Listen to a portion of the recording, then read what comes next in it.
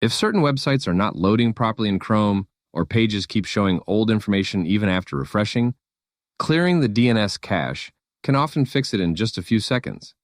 And the good thing is, you do not need to install anything or mess with complicated settings.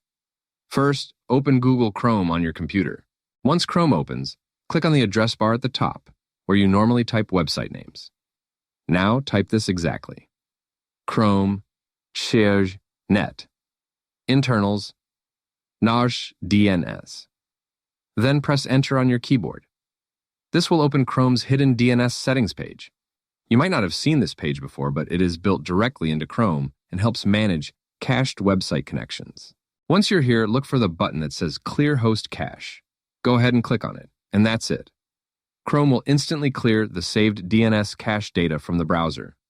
This can help fix websites that are not loading correctly, connection errors, pages showing outdated versions, or random browsing issues inside Chrome. After clearing it, try reopening the website again and see if the problem is fixed. I hope this video helped you out. Thanks for watching, and I'll see you in the next one.